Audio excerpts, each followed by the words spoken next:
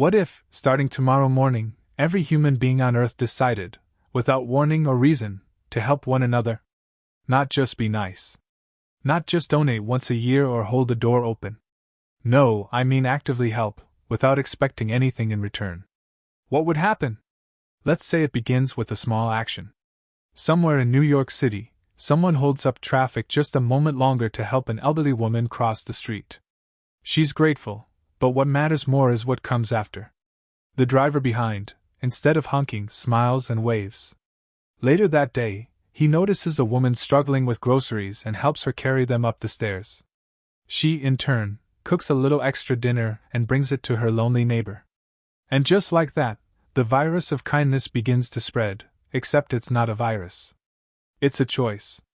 A conscious, beautiful, radical choice. By lunchtime, it becomes global. In Tokyo, business people on a tight schedule pause to help tourists find their way. In Sao Paulo, someone who would have walked past a homeless man instead hands him lunch and sits to talk. In Johannesburg, neighbors who've never spoken share tools and stories over backyard fences. Suddenly, strangers are no longer strangers. They're teammates in this weird new game of, let's all be good humans today. The economy, at first, panics. Stock markets hate uncertainty. And there's nothing more unpredictable than 8 billion people who suddenly refuse to act out of self-interest.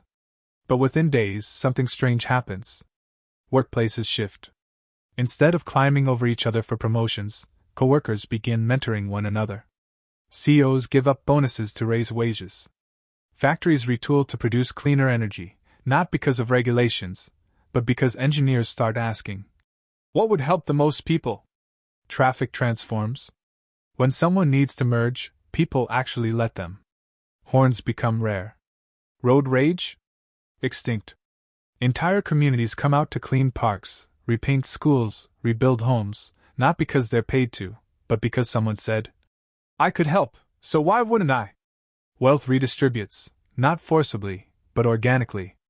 Billionaires quietly begin funding schools, hospitals, and housing projects, no PR involved. They simply realize the absurdity of hoarding while others suffer. Meanwhile, those receiving help don't sit idle. Freed from survival mode, they begin to help too. Formerly unemployed folks become mentors, teachers, caregivers. Knowledge spreads like wildfire, fueled by empathy. Politics takes a hit. In a world where people want to help each other, lying, manipulating, and division become less effective tools. Instead, leaders start competing over who can genuinely serve better. Imagine that, campaigns based on compassion instead of fear. The media shifts too, because doom doesn't sell anymore. People want stories of how others are lifting each other up, and for once, headlines deliver. Crime rates plummet. Not because of stricter laws, but because desperation fades. When everyone has access to food, shelter, education, and kindness, the reasons people commit crimes begin to disappear. Police departments slowly evolve into community support systems. Prisons focus on rehabilitation, not punishment. Forgiveness replaces vengeance. Schools change from test factories into places of real learning. Teachers are finally respected and helped. Parents get involved not from obligation, but because they're supported too. Kids see this new world and grow up thinking, of course we help each other. What else would we do? International relations? Completely reimagined. War becomes illogical. Why invade a country when it's offering you help?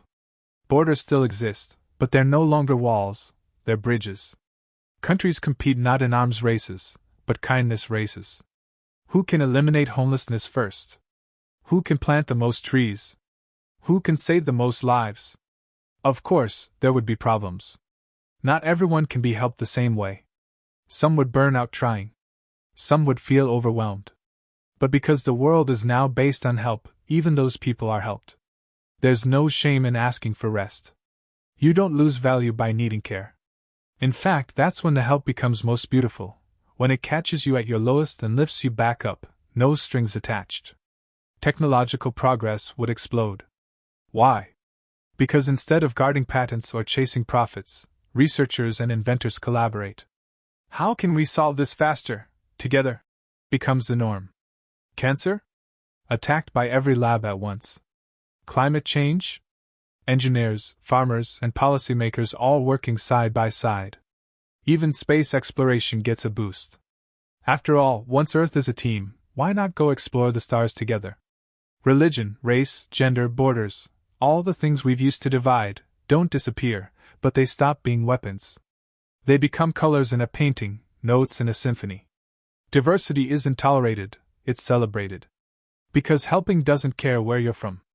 It only asks, what do you need, and how can I make it better? Now, obviously, this scenario is impossible, or is it? Because here's the truth, helping each other isn't some utopian fantasy. It's a biological instinct. We want to help. We feel good when we do. The only reason it isn't happening more is because we've convinced ourselves that kindness is weakness, that generosity needs permission, that trust is too risky.